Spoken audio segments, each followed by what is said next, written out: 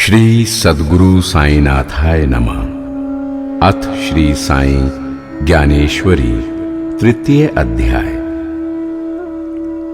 श्री साई ज्ञानेश्वरी का तृतीय अध्याय दिव्य ज्ञान है। इस अध्याय में सद्गुरु श्री साई ने अपने परम भक्त श्री नाना साहेब चांदोरकर को दिव्य ज्ञान प्रदान किया है। सद्गुरु श्री साईनाथ महाराज ने चांदोरकर को बताया है कि ईश्वर कौन है, वो कहाँ रहता है, वो कैसा है, उसे कैसे जाना जा सकता है। ईश्वर की तलाश करने के लिए बहुत से लोग मंदिरों में जाते हैं, बहुत से लोग तीर्थों की यात्रा करते हैं, लेकिन उन्हें ईश्वर के दर्शन नहीं होते। बहुत से लोग शास्त्रों और धर्म ग्रंथों का अध्ययन करते हैं। वे पुस्तकों को पढ़कर ईश्वर को जानने की कोशिश करते हैं, लेकिन उनका प्रयत्न सार्थक नहीं होता। सद्गुरु साईं कहते हैं कि आत्मा और परमात्मा को समझो, इनके परस्पर संबंध को जानो।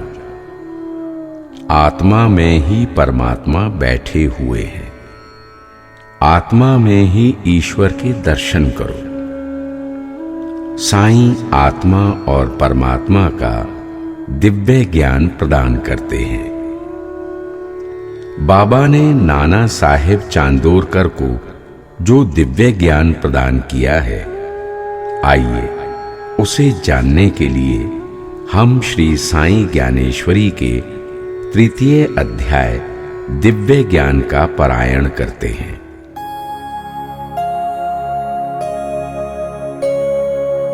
जड़ चेतन में व्याप्त जो जल थल नभ में वास, मुझ में तुझ में सब में है ईश्वर का आवास। ईश्वर शाश्वत नित्य है, जग को मिथ्या मान। दिव्य ज्ञान को जान तू, मालिक को पहचान। मंदिर मस्जिद घूमता, दर दर ढूंढे ईश। अंतर मन में झांक तू, भीतर है जगदीश। नाना साहेब चांदोरकर ने अपने दोनों हाथ जोड़े, साईं की प्रणति पूर्वक चरण वंदना की और कहा, हे साईनाथ, मैंने कुछ समय पहले आपसे एक प्रश्न पूछा था। उस समय आपने उसका उत्तर नहीं दिया। हे सद्गुरु, क्या आप हमसे नाराज हैं? क्या हमसे कोई गलती हो गई? आप हम पर कृपा करें। आप हमें बताएं कि ईश्वर कौन है, वो कैसा है, वो कहाँ रहता है। सद्गुरु साईनाथ ने कहा, हे नाना, मेरे मन में किसी के प्रति राग द्वेष नहीं, कोई नाराजगी नहीं। तुम सब तो मेरे बच्चे हो, क्या मैं तुमसे कभी नाराज हो सकता हूं? हे नाना, तुमने जो प्रश्न पूछा है वो अत्यंत गूढ़ है। पहले अपने चित्त को शांत, स्थिर एवं एकाग्र करो। मैं तुम्हें 4 साधनों के बारे में बताऊंगा, इसे ध्यानपूर्वक सुनो। पहला साधन विवेक है, दूसरा साधन वैराग्य है, तीसरा साधन शम, दम, तितिक्षा, उपरति, श्रद्धा और समाधान आदि 6 गुण हैं। चौथा साधन मुमुक्षुत्व है। हे नाना, ईश्वर सत्य है, नित्य है, शाश्वत है। जगत मिथ्या है, अनित्य है, अशाश्वत है। इस शाश्वत और अशाश्वत को ठीक तरह से समझना। मन में इस भावना को आत्मसात करना ही विवेक है। ईश्वर और जगत के बारे में गहराई से जानना ही विवेक है। ये विषय अत्यंत गूढ़ है। इसे सघन ज्ञान एवं लंबे अनुभव के बाद समझा जा सकता है। कुछ लोग दावा करते हैं कि हमने नित्य और अनित्य को ठीक से जान लिया। उनका ऐसा दावा करना ठीक नहीं। ऐसा कहकर वे झूठा दंभ भरते हैं। ईश्वर नित्य है और जगत मिथ्या है। केवल ये कह देना पर्याप्त नहीं। केवल इसे स्वीकार कर लेना पर्याप्त नहीं। इसे आत्मा के धरातल पर अनुभव करना आवश्यक है। तभी हमें नित्य और अनित्य का विवेक हो सकता है। कोई व्यक्ति तीर्थ यात्रा करता है, बार बार पंढरपुर के चक्कर लगाता है। इससे वो विवेकी नहीं बन जाता। यात्रा की फेरी लगा लेने से ईश्वर कौन है, ईश्वर कैसा है, ईश्वर कहाँ रहता है, इसकी उसे जानकारी नहीं हो सकती। व्यक्ति ने तीर्थ यात्रा तो की, परंतु उसके हृदय में ईश्वर के प्रति श्रद्धा नहीं है। उसने यात्रा केवल इस ख्याल से की कि समाज में उसे मान सम्मान मिलेगा। उसने यात्रा की फेरी कई बार लगाई, परंतु उसने नित्य को जानने का सही मायने में प्रयास नहीं किया। कोई व्यक्ति शास्त्रों एवं ग्रंथों का पठन पाठन कई बार कर लेता है, परंतु उसे जीवन में नहीं उतारता।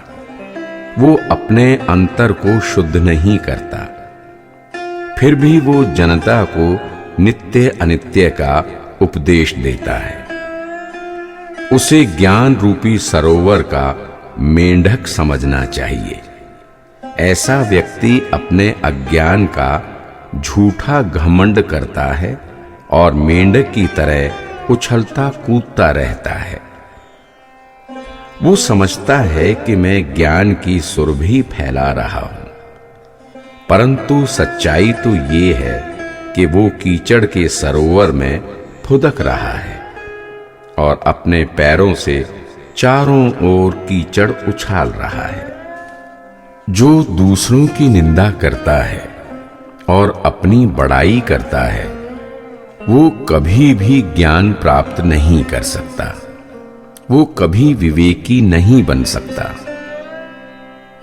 ब्रह्म ज्ञान के लिए तो वो सर्वथा ही अयोग्य है।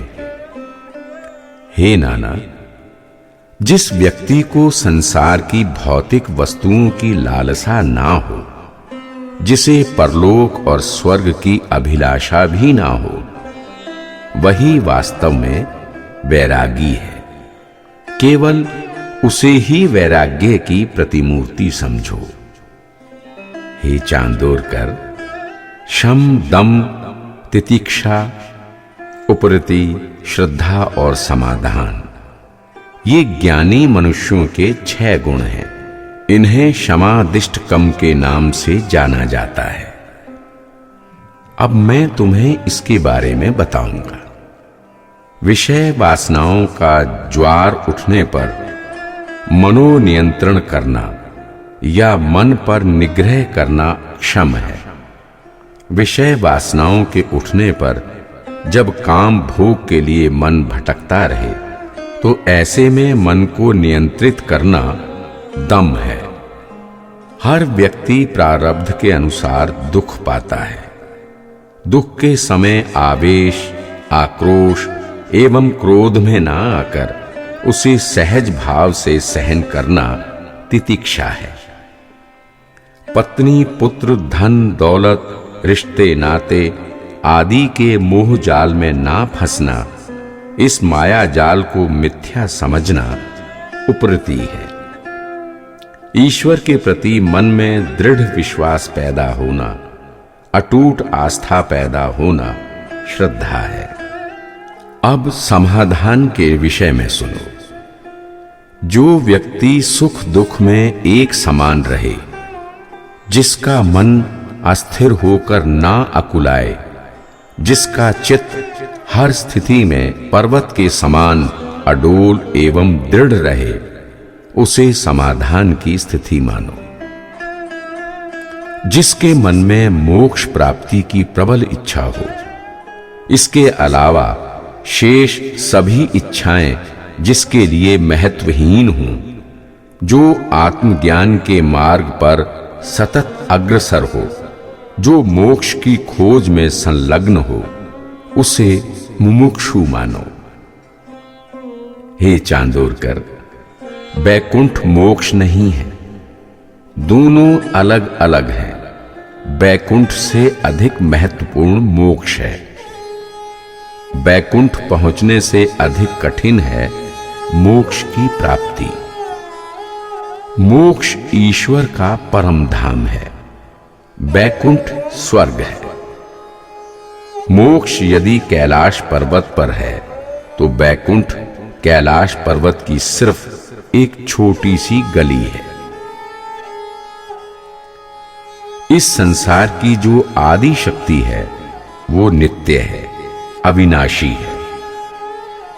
उस परम सत्ता के साथ आत्मा का एकाकार होना आत्मा का सर्वोच्च लक्ष्य है। आत्मा का परमात्मा के धाम पहुंचना ही मोक्ष प्राप्ति है। आत्मा का सिर्फ यही लक्ष्य होना चाहिए कि वो अपने संकल्प से, अपने सकारात्मक प्रयास से मोक्ष पद तक पहुंचे। इसके अलावा आत्मा के अन्य संकल्प या अन्य लक्ष्य व्यर्थ हैं। श्री साईं के ऐसे समर्थ वचन सुनकर नाना साहेब ने दोनों हाथ जोड़े और बाबा से विनम्रता पूर्वक पूछा, हे सद्गुरु, हे कृपानिधि, ये आदि शक्ति क्या है? आप इसे परम सत्ता कहते हैं, शुद्ध चैतन्य कहते हैं, ये क्या है? श्री साईं ने कहा, हे नाना, जो जगत का आधार है, जो चर अचर सब में व्याप्त है, जिसने अखिल ब्रह्मांड को ढक रखा है, अंततो गत्वा ये जगत उसी में लय हो जाता है। वही संपूर्ण सृष्टि का आदि मूल है, वही परम उज्ज्वल है, वही विशुद्ध चैतन्य है, वही परम सत्ता है, वही ईश्वर है, वही सत्य है, वही नित्य है, वही शाश्वत है। ये संसार जिसे तुम अपनी आंखों के सामने प्रत्यक्ष देख रहे हो, ये सत्य नहीं है, ये मिथ्या है, अनित्य है। इसे महज एक भ्रम समझो। हे चांदोरकर, वो परमेश्वर ऐसा है, उसका ये स्वरूप है। शायद इस भास्वर शक्ति के अस्तित्व पर तुम्हें सहज ही विश्वास ना हो, तुम्हें आश्चर्य हो, परंतु इस विराट शक्ति का अनुभव हम सभी हर क्षण करते हैं, किसी न किसी रूप में अवश्य करते हैं। इस ब्रह्मांड में ऐसा कोई स्थान नहीं जहां वो ना हो। चैतन्य व्यापक है, सर्वत्र व्याप्त है, वो कहाँ नहीं है। एक वही ऐसा है जिसे कोई खोज ही नहीं पाया, उसे खोजना अत्यंत कठिन है। हे पुत्र चांदोरकर, उसका कोई नाम नहीं, उसका रंग रूप आकार नहीं, फिर भी वो कुछ तो अवश्य है, अतः उसका नाम चैतन्य रख दिया गया। जिस प्रकार से हवा का रंग रूप नहीं, जब वो बहती है तो हमें उसका अनुभव होता है, वैसे ही ये चैतन्य है। हे चांदोरकर, इसे कभी मत भूलो, इसकी कभी उपेक्षा मत करो।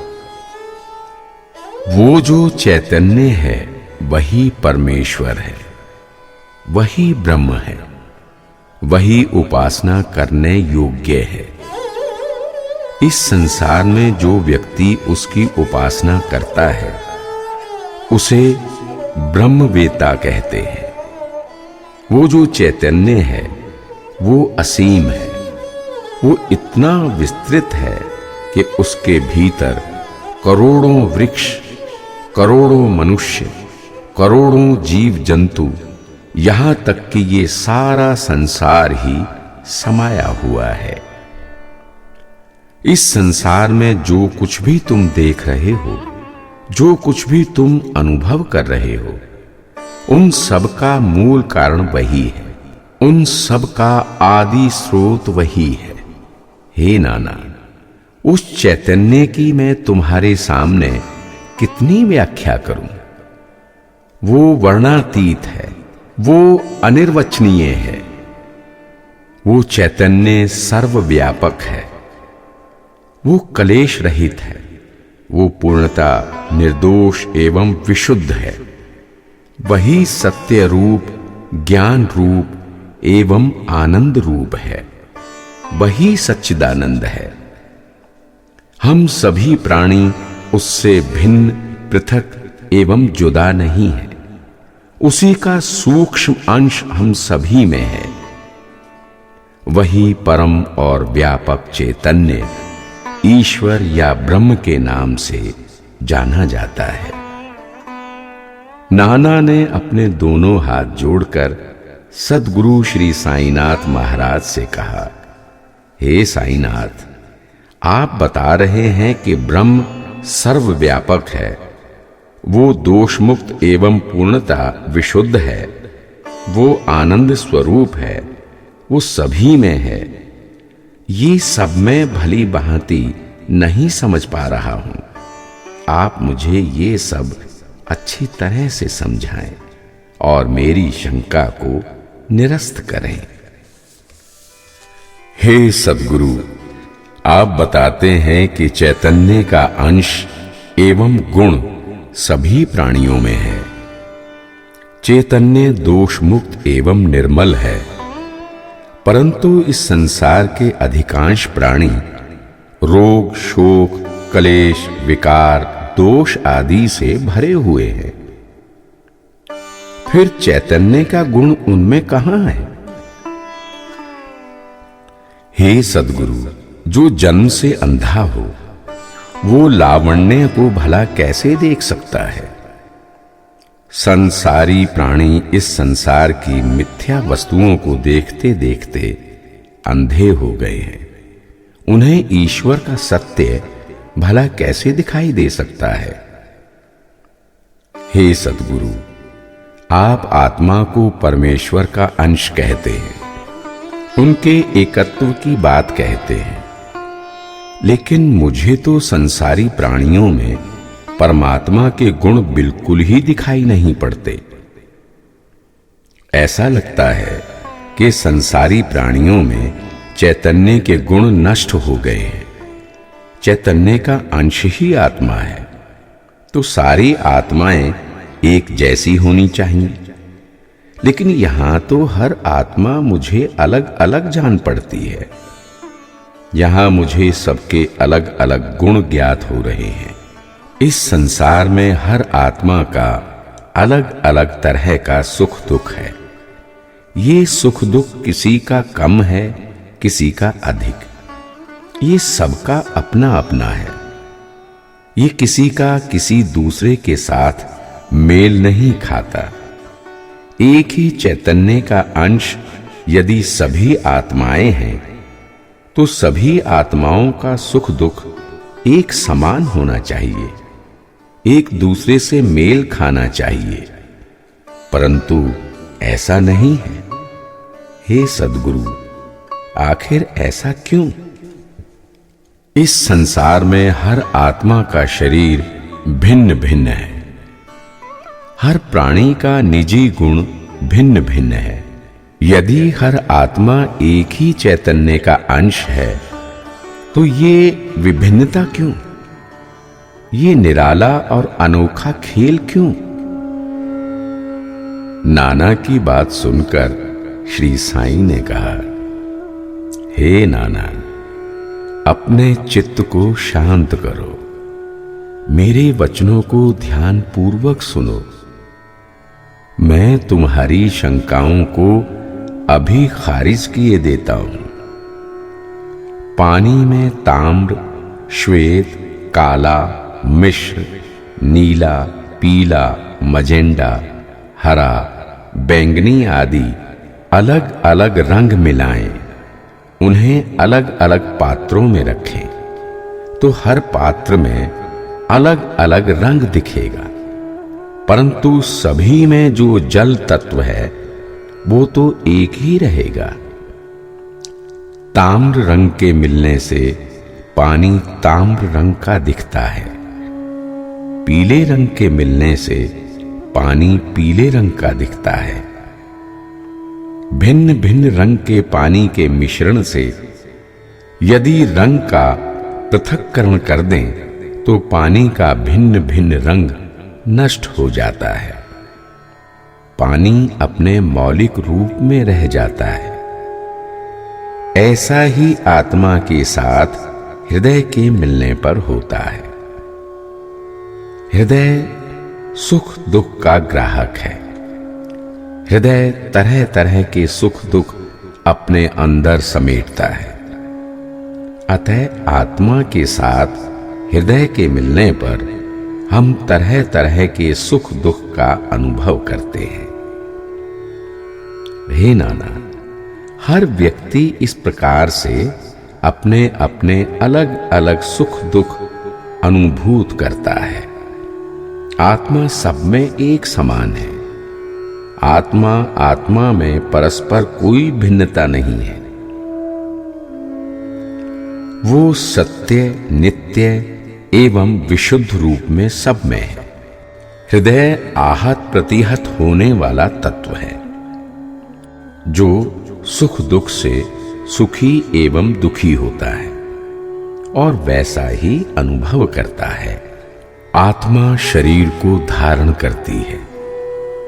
आत्मा का धर्म है शरीर को धारण करना।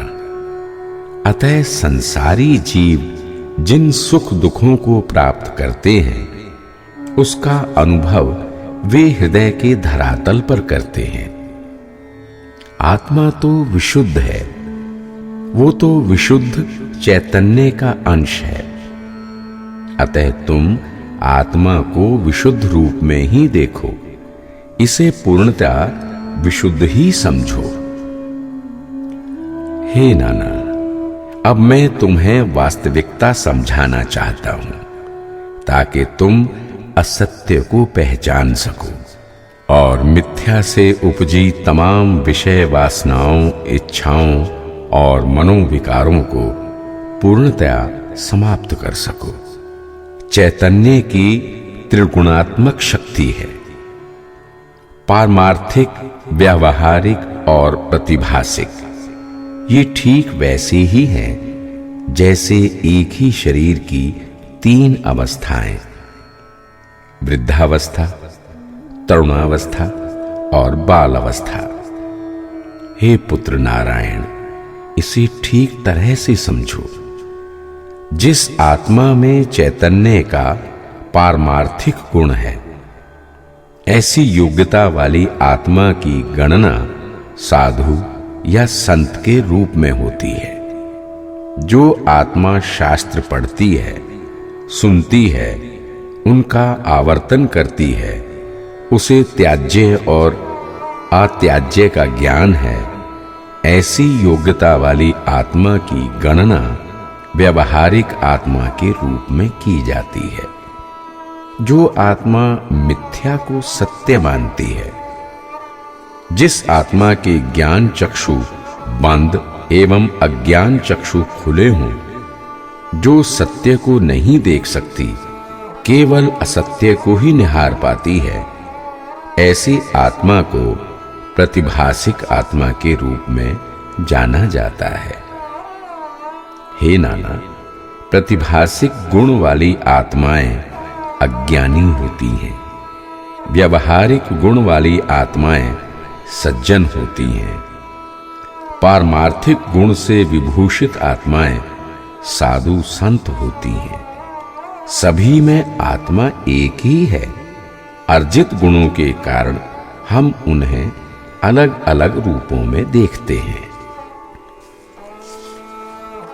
हे नाना, राजा, राज्याधिकारी और राजसेवक, इन तीनों को तुम देखते ही हो। इन तीनों में तुम्हें भिन्नता दिखती है। इन तीनों की भिन्नता का मूल कारण राज शक्ति है। इसीलिए तीनों की तीन अलग अलग स्थितियां हैं। राजा सिंहासन पर बैठता है, वो हाथी पर सवार होता है, वो पालकी या रथ में बैठकर कहीं आता जाता है। उसकी जैसी इच्छा होती है, उस मुताबिक वो शासन करता है। अपनी मर्जी के अनुसार वो हुक्म चलाता है। अधिकारी वर्ग राजा की आज्ञा का अनुसरण करता है। वो राजा की आज्ञा पर अवलंबित होता है। वो राजा के हुक्म को लागू करवाता है। राज सेवक सिर्फ आदेश का पालन करता है। वो अपनी इच्छा से कुछ भी नहीं कर सकता। उसकी स्वतंत्र गति भी अवरुद्ध रहती है। राज सत्ता के विधानों को प्रजा मानती है। वो उसके अनुसार आचरण करती है। इसके पीछे जो एकमात्र कारण है, वो राज शक्ति है। राजा, अधिकारी, सेवक, प्रजा सभी राज शक्ति पर अवलंबित हैं। राज शक्ति ही सबके लिए महत्व रखती है। राजा, अधिकारी, सेवक सभी प्रजा की तरह सामान्य इंसान हैं, परंतु राज शक्ति के कारण इनमें परस्पर भिन्नता है। राजा की मृत्यु किसी कारणवश हो सकती है, परंतु राज शक्ति की मृत्यु उसके साथ नहीं होती। राज शक्ति कभी नष्ट नहीं होती। राज शक्ति के अलग अलग रूप भिन्न भिन्न प्रकार से हमें दिखाई पड़ते हैं। जो राज शक्ति के अनुसार अपने आप को एकाकार कर लेता है, वो अवश्य ही राजा बनता है। वही राज्य का अधिपति होता है। राज शक्ति पूर्णतः विकार रहित होती है। राज शक्ति का आधार पाकर ही राजा, अधिकारी या राज सेवक अधिकृत रूप से कार्य कर पाते हैं। हे नाना, अभी तुम जिस सरकारी कुर्सी पर बैठते हो, उस कुर्सी की पृष्ठभूमि में राज शक्ति की ही ताकत है। उसी ताकत के कारण एक सिपाही दिन भर तुम्हारे पास खड़ा होकर तुम्हें पंखा झलता है। हे नाना, तुम्हारे पास जितनी अधिक राज शक्ति है, उतने ही अधिक तुम्हारे अधिकार हैं। सिपाही एवं पंखा ढुलाने वाले के पास भी राज शक्ति है, परंतु उसके पास बहुत छोटे छोटे अधिकार हैं। हालांकि तुम दोनों के पास राज शक्ति है। तुम दोनों ही सरकारी महकमे में काम करते हो, परंतु राजशक्ति ज्यादा कम होने के कारण एक व्यक्ति बैठा बैठा पंखे की हवा खाता है और दूसरा व्यक्ति खड़े खड़े पंखा डुलाता है। राजशक्ति के उपयोग का पूर्ण अधिकार राजा के पास होता है। अधिकारी के पास राजशक्ति का कुछ अंश होता है। सिपाही के पास राजशक्ति उससे भी कम है। प्रजा को तो सिर्फ राजशक्ति के अनुसार अपना कार्य व्यवहार करना होता है। वो तो पूर्णतया राजाज्ञा के आश्रित ही होती है। हे नाना, जिस प्रकार राजा राजशक्ति के साथ एकाकार होकर राज सत्ता का पूर्ण सुख भोगता है, उसी प्रकार पारमार्थिक आत्मा ब्रह्म के साथ एकाकार होकर ब्रह्मानंद का सुख भोगती है। सद्गुरु साईं के ऐसे वचन सुनकर चांदोरकर ने अपने दोनों हाथ जोड़े और कहा, हे श्री साईं समर्थ, ये राजशक्ति तो निराकार है, निर्वयव है, फिर इसका अंशों में विभाजन कैसे हो सकता है? राजशक्ति को टुकड़े टुकड़े में बांट दिया जाए तो इसकी निराकारिता का गुण ही नष्ट हो जाएगा। बाबा ने कहा, हे नाना, राजशक्ति अभेद्य है, इसका कोई विभाजन नहीं कर सकता।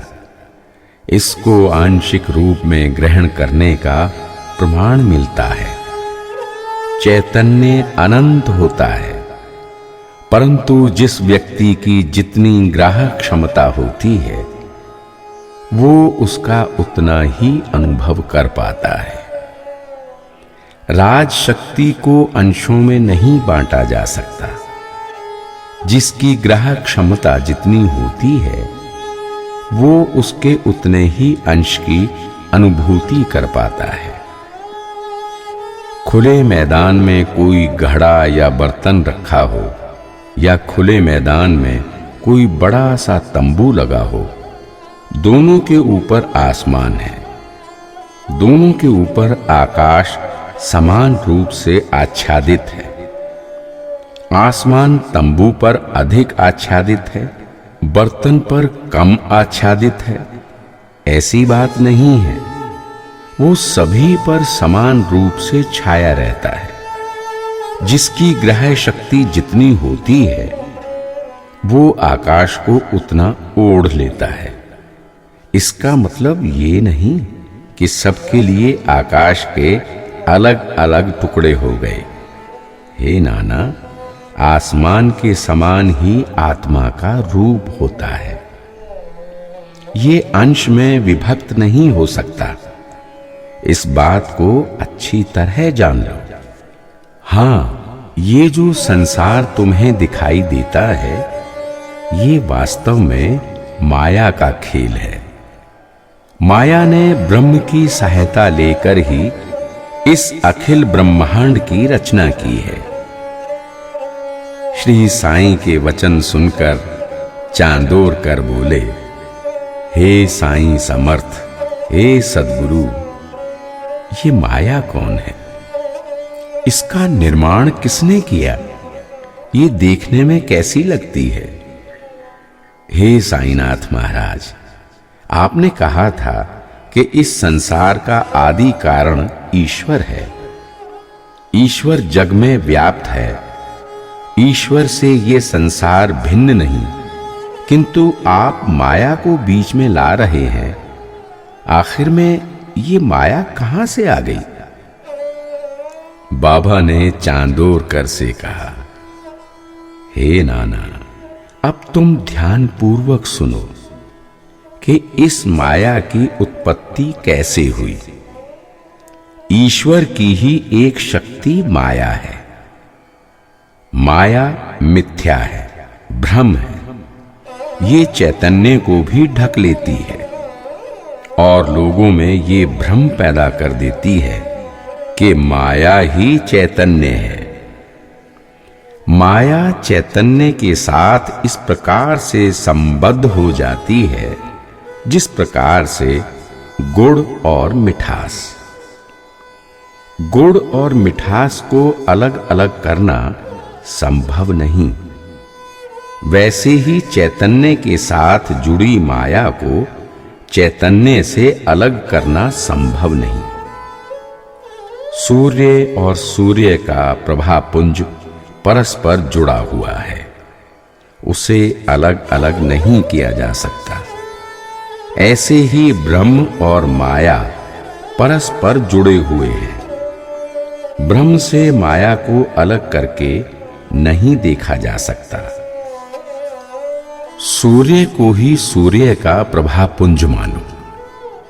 सूर्य और प्रभापुंज भले ही दो अलग अलग शब्द हों, परंतु सूर्य से उसके प्रभापुंज को अलग करके नहीं देखा जा सकता। सूर्य का आकार उसके प्रभापुंज से ही है। हे चांदोरकर, सूर्य अपनी प्रभा से संसार को ये ज्ञात कराता है कि सूर्य का अस्तित्व है। ठीक इसी प्रकार ब्रह्म अपने साथ संयुक्त माया से संसार को ये ज्ञात कराता है कि ब्रह्म का अस्तित्व है। माया ब्रह्म के साथ चिपकी हुई है, अतः माया का भी अस्तित्व है। हे नाना, चैतन्य अनादि काल से है और अंतहीन है। माया भी अनादि काल से है, परंतु ये अंत सहित है। दोनों अनादि काल से अपने अस्तित्व में है। माया प्रकृति है और चैतन्य पुरुष रूप में है। इन दोनों के योग से ही जगत की उत्पत्ति हुई है। हे नाना, प्रकृति और पुरुष का विवेचन संत ज्ञानेश्वर ने किया है। उन्होंने अपनी पुस्तक अमृतानुभव में प्रकृति और पुरुष की विस्तार पूर्वक व्याख्या की है। ये पुस्तक संत ज्ञानेश्वर ने प्रसिद्ध मोहिनी राज मंदिर में लिखी थी। मैं तुम्हारे सम्मुख प्रकृति और पुरुष का विवेचन नहीं करूंगा। मैं तुम्हें सिर्फ आत्मज्ञान की गुफा के दर्शन कराऊंगा। हे नाना, जो आत्मज्ञान की गुफा में जाते हैं वे वहीं रह जाते हैं, वहां से वापस लौटकर नहीं आते। आत्मज्ञान की गुफा में आनंद ही आनंद है। जो आनंद में मग्न हो जाते हैं वे कभी लौटकर नहीं आते। ईश्वर समस्त आनंद का कारण है, प्रकृति उसी का कार्य है। इस माया की लीला अगाध है। ये मैं हूं, ये मेरा है, ये तेरा है, ये मेरा नहीं। इस प्रकार की अनेक भावनाएं व्यक्ति के मन में उठती रहती हैं। ये भावनाएं माया के कारण उपजती हैं। माया असत्य का भी आभास करा देती है। उपादान के उपस्थित ना रहने पर भी माया उपादान का आभास करा देती है।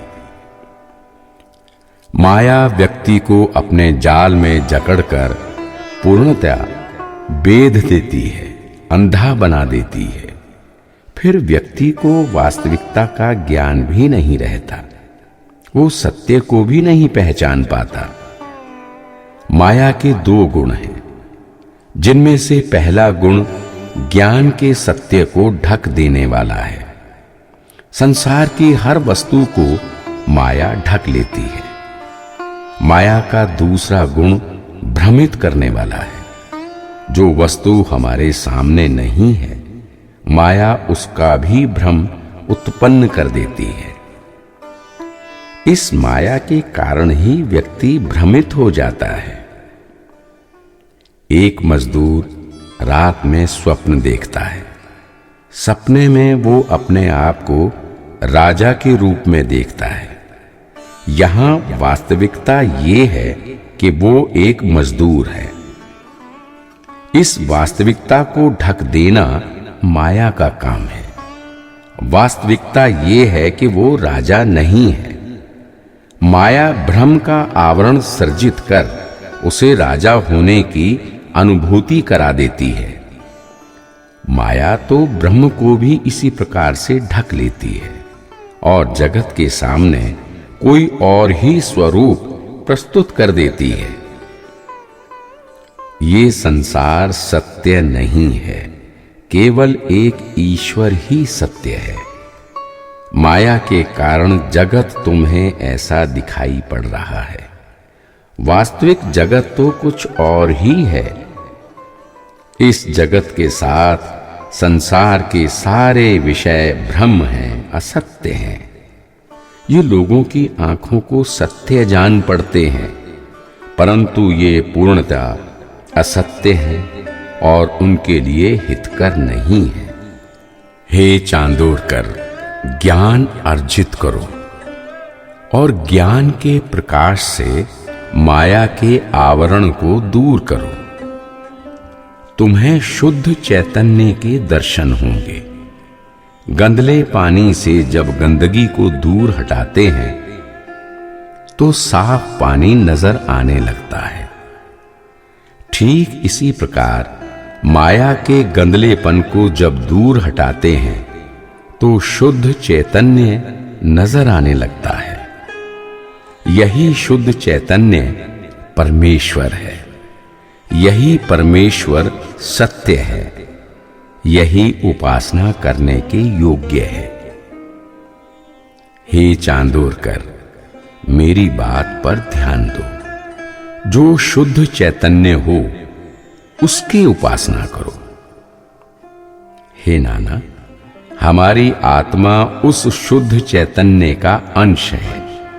हमारी आत्मा परम पिता परमेश्वर का ही सूक्ष्म अंश है। यही आत्मा ईश्वरीय ज्ञान को जानने का हेतु है। यही आत्मा दिव्य ज्ञान को जानने में सफल होती है। अतः तू आत्मा को अच्छी तरह से जान। आत्मा पर पड़े माया के पर्दे को दूर हटाकर शुद्ध चैतन्य के दर्शन कर। इसी जन्म में तुम्हारी मुक्ति अवश्य होगी। हे नाना, ज्ञान को मन में रखना, ज्ञान को सदा जागृत रखना।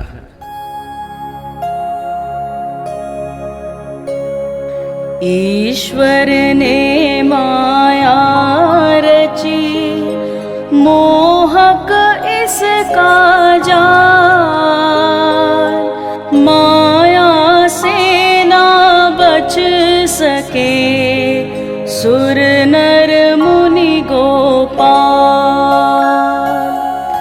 तमस बीज से उपजा माया वृक्ष विशाल। अंधकार को दूर करे साईं ज्ञान मशाल। श्री सद्गुरु साईनाथार्पणमस्तु। शुभम भवतु। इति श्री साई ज्ञानेश्वरी तृतीय अध्याय।